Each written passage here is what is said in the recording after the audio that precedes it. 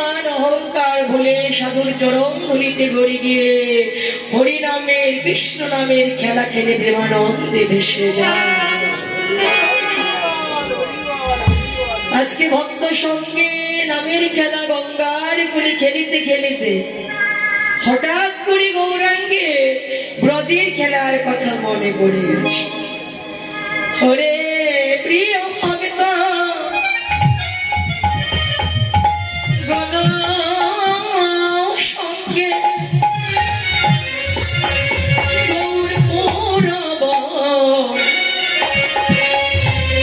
রভসরঙ্গে ও প্রিয় ভক্ত বেশ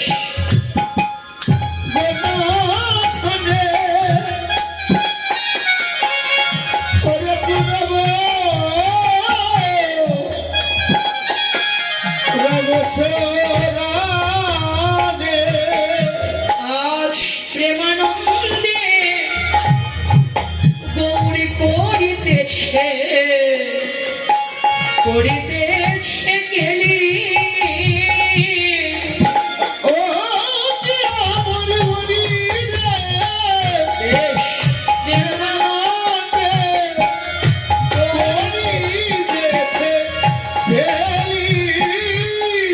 ব্রজে খেলো বুঝি তার স্বাদ মিঠে ওই ব্রজে খেলেও বুঝি তার স্বাদ মিটেনি। ওরে সে যে কাঁধে চড়া ওরে কাঁধে চড়া আমার কাঁধে পড়া ব্রজে খেলো বুঝি তার স্বাদ মিঠে ওরে কাঁধে চড়া আর কাঁধে চড়া ওই ব্রজে খেলে বুঝি ও তার স্বাদ মিটেনি। ওরে কাঁধে চড়া কাঁধে পড়া আজ প্রেমানন্দে তাই খেলিতেছে গায়ের গোড়া ওরে কাঁধে চড়া খেলিতেছে কাঁধে চড়া ওই ব্রজে খেলো বুঝি বুঝি স্বাদ মিটেনি। ওরে প্রেমানন্দে করিতেছে গেলি রে প্রেমানন্দে করিতেছে গেলি। মহাপ্রভু শ্রীধাম নবদ্বীপ মাঝে গঙ্গার বলে যখন ভক্ত সঙ্গে হরিনামের খেলা খেলে ভক্তির চরণ ধুলায় গড়ে দিয়েছে দেবমাত্র গৌরাঙ্গে মনে পড়ে গেছে সেই বৃন্দাবন লীলার কথা যে আমি মধুময় বৃন্দাবনেও তো সেই ভক্তের চরণ ধুলায় গড়ে দিয়েছিলাম সখাদের চরণ ধুলায় গড়ে দিয়েছিল প্রভু সেই খেলার কথা গৌরাঙ্গে আজকে মনে পড়ল গৌর নিজে ভাবলেন কি আমি স্বয়ং কৃষ্ণ কৃষ্ণ ভাবে বিভোর হল ভগবান শ্রীকৃষ্ণ প্রতিদিন যখন গুটু খেলা খেলতে যেত বনে ধেনুদের ছেড়ে দিয়ে একটা জায়গায় খেলতো জায়গাটার নাম হলো রমণ রীতি রমণ মানে আনন্দ রীতি মানে ধুলাবালি ওই স্থানটাতে প্রত্যেক দিন খেলতো রমণ রীতিতে হ্যাঁ ওই সখার সঙ্গে খেলতো ওই নিজে ধুলায় গড়ি যেত আর সখাদেরও ধুলা অঙ্গে মেখে দিত আমরা পরিক্রমা করে দেখে আসলাম সেই রমণ রীতিটা যেখানে ভগবান প্রত্যেক দিন সকালে খেলত রমণ রীতি যে রাধে নিজে ধুলায় গড়িয়ে যেত সখাদের ধুলির করা মেখে দিত আজকে নবদ্বীপ মাঝে এসে যখনই ভক্তের চরণ ধুলায় গড়ি দিয়েছে, দেবা মাত্রই মনে পড়ে গেছে আমি তো বৃন্দাবনেও ধুলার মাঝে গড়ি দিয়েছি, রোজেও এমনি ধুলা মাঝে গড়ি দিয়েছিলাম। নিত্য সখা সঙ্গে রমণ রীতিতে খেলতাম। কিসের খেলা? কাঁধে চড়া, কাঁধে করার খেলা। কেউ কাঁধে চড়িত, কেউ কাঁধে করিত। কাঁধে চড়িত কারা? যারা খেলায় জয়ী হতো। আর কাঁধে করিত কারা? যারা পরাজয় হতো। প্রত্যেক দিন ভগবান খেলতো এই খেলাটা। ভগবান শ্রীকৃষ্ণ যখন খেলতো, খেলায় প্রতিদিন শ্রীকৃষ্ণ জয়ী হতো, একদিনও পরাজয় হয় না কৃষ্ণ, প্রতিদিন তো জয়ী হয়। একদিন বলরামের পক্ষের খেলা সুমন বলাই দাদাকে ডাকলো, দাদা গো তুমি তো আমাদের ব্রজসখার অগ্রজ। অগ্রজ মানে বড়, অনুজ মানে ছোট। তুমি তো সখার সকলের অগ্রজ। দাদা গো তুমি কি বলতে পারো, এই যে কানাই প্রত্যেক দিন বনে এসে বনের খেলায় জয় হয়, একদিনও কানাইকে পরাজয় করতে পারি না।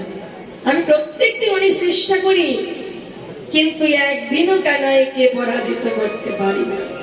দাদা গো তুমি কি বলতে পারো, কেমন করে ওকে পরাজয় করা যায়, কেমন করে ওকে ধরে রাখা যায়? তুমি যদি জানো তবে আমায় বলো।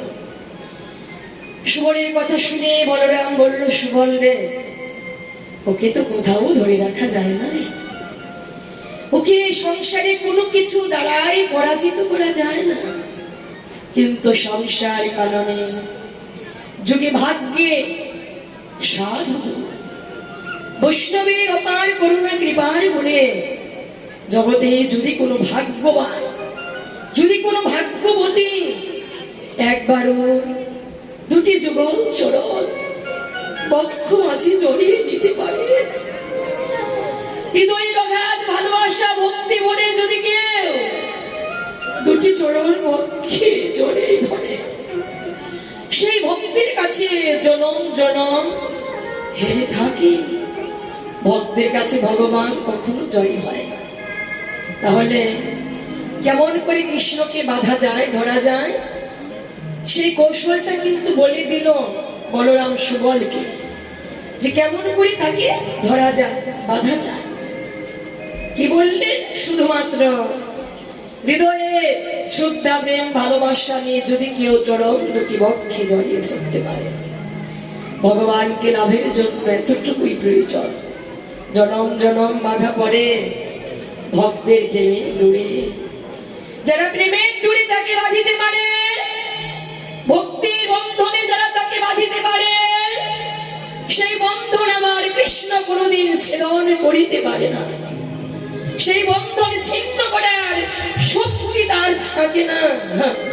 যেমন মা যশোমতী গোপালকে বেঁধেছিল সামান্য রজ্জু দ্বারা, সামান্য দড়ি দ্বারা, উদকলে বেঁধেছিল লবণী খাওয়ার পরে। যে গোপাল বিশ্ব ব্রহ্মাণ্ডের মালিক, বিশ্ব সংসার যার চরম তলে অবনত, সকল ঐশ্বর্য বীর্য শ্রী দশখ্যাতি বৈরাগ্য যার চরম তলে অবনত, যে জন গিরি গোবর্ধনকে বামন পুষ্ট দিয়ে 7 দিন 7 রাত ধারণ করে রেখেছিলেন, হ্যাঁ, জানে তো শক্তি। যখন কৃষ্ণ প্রকট লীলায় ছিলেন, গিরি গোবর্ধনের আয়তন ছিল 44 কিলো। এখনো আমরা পরিক্রমা করে আসলাম, এখনো 22.5 কিলো আছে গিরি গোবর্ধনের আয়তনটা। যেজন বামঙ্গুষ্ট দিয়ে 7 দিন 7 রাত ধারণ করে রেখেছিলেন, জানে তো শক্তি, অথচ মায়ের সামান্য দড়িকে একটা ছোট রজ্জু সেটা ছিন্ন করার শক্তি পেল।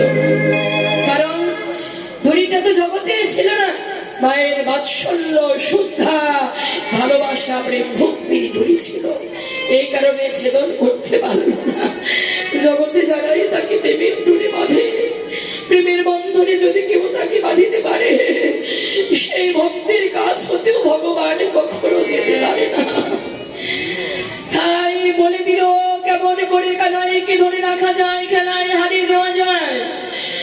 পরদিন যখন গোবিন্দ বনে এসে ওই রমণী নীতিতে খেলা আরম্ভ করলেন, যখনই সুবলকে স্পর্শ করতে এসেছে, সুবল আর দেরি করেনি।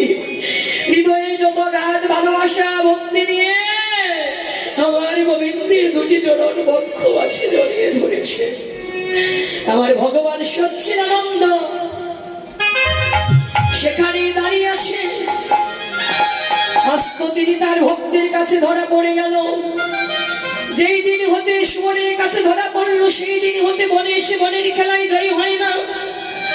এখন নিতই নিতই খেলায় পরাজয় হয়। যখন বনের খেলায় পরাজয় হয়, ওই যে গোবিন্দের পক্ষের খেলোয়াড় শ্রীরাম ডাকলো, কেন আগে তো কখনো খেলায় হারিস নাই, এখন কেন হেরে যাস ভাই? গোবিন্দ নয়ন বাড়ি ছেড়ে দিয়ে শ্রীরামকে ডেকে ডেকে বলিতে লাগলো, শ্রীরাম রে, আমি তো খেলায় হারিতে চাই না, আমার ভক্তরা যে আমায় হারিয়ে দেয়, আমার ভক্তের কাছে তো আমি জীবনে কোনোদিন জয়ী হই না, ভক্তের কাছে জীবনে কোনোদিন জয়ী হতে চাই না। আমার ভক্তের কাছে আমি হেরে যে কত আনন্দ পাই। ভক্তের কাছে হেরে গিয়ে যখন ভক্তকে আমার পক্ষে আমার কাঁধে নেই, ভক্তের দুটি চরণ আমার এই পক্ষে পড়ে, এই জগতে ভক্তরাই যে কেমন আমার যুগনে চরণ পক্ষে পেতে চাই তা নয়, আমারও তো সাত জাগে আমার ভক্তের চরণ পক্ষে নিতে। ভক্তরাই যে কেমন আমার চরণ পক্ষে নিয়ে তাপিতঙ্গ শীতল করিতে চায়, তাহা নয়। আমার বাসনা জাগে রে, আমার ভক্তের অঙ্গ আমার পক্ষে নিয়ে প্রাণ শীতল করিতে। কারণ এই জগৎ মাঝে জগতে ভক্তরা যেমন আমার চরণ আরাধনা করে, বন্দনা করে, যতনা করে, জপনা করে, সেবা করে, আমারও সাত জাগে ভক্তের চরণ আরাধনা করিতে। কারণ এই জগৎ মাঝে আমি যে ভালোবাসি কেবল আমার ভক্তের যুগল চরণ, আমি ভালোবাসি যাব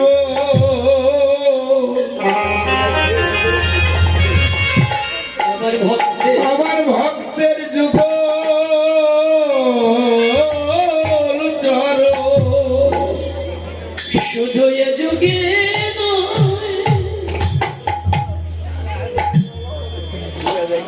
শুধু এ যুগে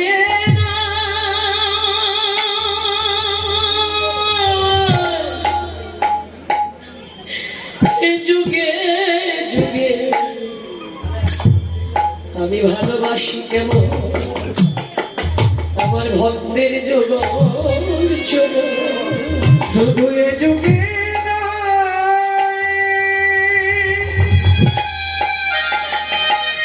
শুধু এ যুগে যুগে যুগে আমি ভালোবাসি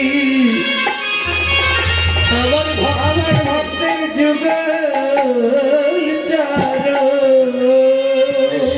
ওই চরণ বক্ষে নিয়ে আমি আমার তাপির পরাণ শীতল করি। আমি ভালোবাসি কেবল ভক্তের যুগল চরণ।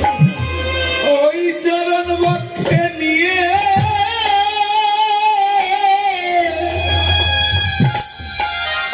আমার তাপিত পরাণ শীতল করি।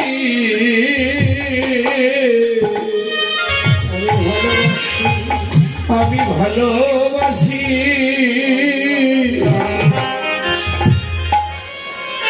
আমার ভক্তের যুগল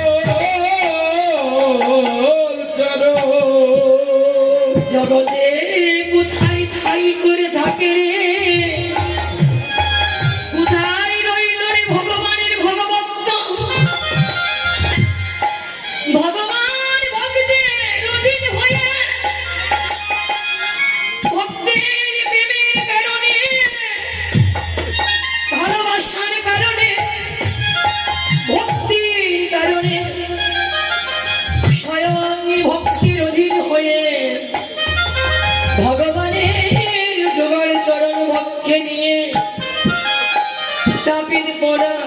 শীতল করে তাপিত মনা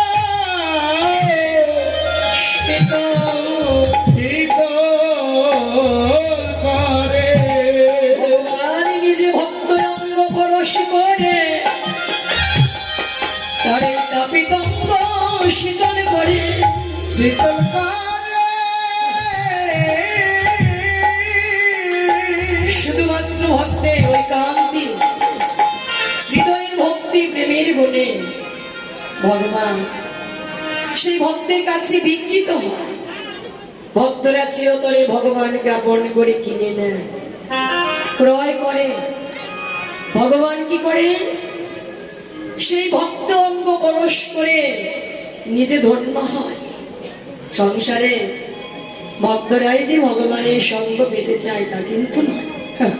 আমার ভগবানেরও বাসনা জাগে তার আপন আপন ভক্ত সঙ্গ করিতে, আপন আপন ভক্ত সঙ্গ করে তাপিত প্রাণ জুড়াইতে, তাপিত অঙ্গ শীতল করিতে।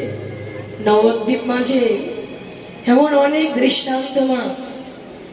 হ্যাঁ, স্বয়ং গৌর হরি ভক্তঙ্গ পরশ করে নিজে ধন্য হয়েছিলেন, নিজে তাপিত অঙ্গ শীতল করেছিলেন।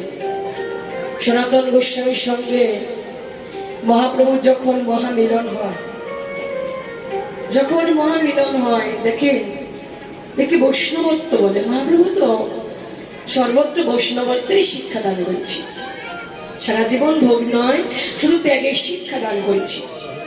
যে রাধে মহাপ্রভু নিজেই ত্যাগের শিক্ষা দান করেছে, ভোগ নয়। এখানে জীবের জীবনে বৈষ্ণবত্ব। যে সনাতন গোস্বামী গৌড়ের হোসেন শাহ প্রধানমন্ত্রী ছিলেন, হ্যাঁ, তথাপি প্রধানমন্ত্রীত্বের আসনটা ত্যাগ করলেন, পথের কাঙ্গাল হলেন, ভিখারি হলেন, শুধুমাত্র প্রেম ভক্তি লাভের জন্য, শুধুমাত্র ভগবানকে লাভের জন্য প্রধানমন্ত্রীত্বের আসন ত্যাগ করে কাঙ্গাল হয়ে চিরতরে ঘরের বাহির হলেন। সনাতন গোস্বামী মহাপ্রভুর সঙ্গে প্রথম মিলন হয় কাশী ধামে, চন্দ্রশেখরের ঘরে তো মহামিলন হলো। সনাতন গোস্বামীর সঙ্গে যখন গৌরীর মহামিলন হয়েছিল, সনাতন গোস্বামীর অঙ্গে একটা নতুন কম্বল ছিল। কম্বলটা দিল কে? রাধে হরি বল। যখন ওই নৌকা পার হচ্ছিলেন, যখন গঙ্গার ঘাটটা পার হচ্ছিল, হঠাৎ করে নৌকার মাঝে দেখা হয়ে গেল তার ভগ্নিপতির সঙ্গে। ভগ্নিপতি দেখে সনাতন গোস্বামী শীতে কাঁপছে, হ্যাঁ, তীব্র শীতে কাঁপছে। কি করলো? ভগ্নিপতির অঙ্গে একটা নতুন কম্বল ছিল, কম্বলখানা জড়িয়ে দিল। যখন ওই প্রভুর সঙ্গে সনাতন গোস্বামী সাক্ষাৎ করলেন, প্রভু বারবার দৃষ্টি দিয়েছিল কম্বলের দিকে। প্রভুর বারবার দৃষ্টি করছিল কম্বলের দিকে। সনাতন গোস্বামী বুঝতে পারলো আমার গৌর চাচ্ছে আমি এটাও জনমের মতো ত্যাগ করে দিই, চিরতরে এটাও ত্যাগ করে দিই আমি। কারণ ঐশ্বর্য থাকবে শুদ্ধা প্রেম কখনো লাভ হয় না, ঐশ্বর্য বিন্দু মাত্র থাকলে হবে না। তাই ওই ঐশ্বর্য ত্যাগ করলেন। বাহিরে গিয়ে একটি ভিক্ষুক বসেছিল, ভিখারির অঙ্গে একটা ছেঁড়া কাঁথা ছিল। সেই কাঁথাখানা নিজের অঙ্গে জড়ালে, ছিন্ন মলিন কাঁথাখানা নিজে অঙ্গে জড়িয়ে নিলেন, আর নতুন কম্বলখানা ভিক্ষুকের অঙ্গে জড়িয়ে দিলেন। সনাতন গোস্বামী কাঙাল বেশি যখন প্রভুর কাছে উপনীত হলো, আমার গৌর ধন্যতা নিয়ে বলেছিল, সনাতন ভক্তরে তুই যে মহাভাগ্যবান, একবার কৃপা করে আমার বক্ষ আছে আয়। সনাতন প্রভু বলেছিল, প্রভু হে আমায় পরশ করো না তুমি, আমি এতদিন বিষয় বৈভবে নিমগ্ন ছিলাম। বিষয় তো বিষ, যাহাতে প্রেম ভক্তি অন্তরীণ হয়ে যায়। হ্যাঁ, বিষয় বিষ, পানির গুণে প্রেম ভক্তি অন্তরীণ হয়। কারণ বিষয়ের অন্ন খাইলে মলিন হয় মন, মলিন মনে তবু নয় কৃষ্ণের স্মরণ। যে রাধে হরিমা তাই বলল, প্রভু তুমি পরশ করো না, আমার পরশে তুমি নিজে অপবিত্র হবে। আমার মহাপ্রভু কেঁদে বলেছিল, ভক্তরে তোকে আমি পরশ করতে চাই কেন জানিস? নিজে অপবিত্রতার যন্ত্রণায়। তোর মতো ভক্তের অঙ্গ পরশ করে আমি নিজেই জনভেতরে পবিত্র হতে চাই। ভগবান নিজে বললে যে ভক্তের অঙ্গ পরশ করে নিজে পবিত্র হবে।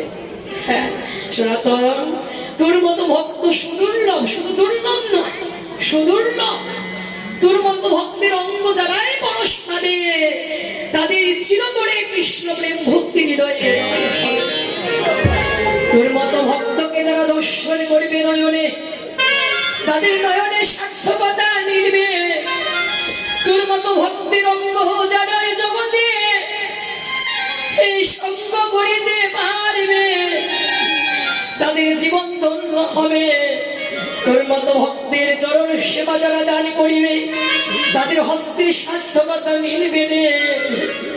এই জগতে তোর মতো ভক্ত যে বড় সুদুর্লভ রে। তাই প্রভু কেঁদে কেঁদে বলেছিল, সনাতন রে একবার আইলে ভক্ত জন দাবির পক্ষে, একবার আইলে সনাতন ভক্ত হায় রে ভক্ত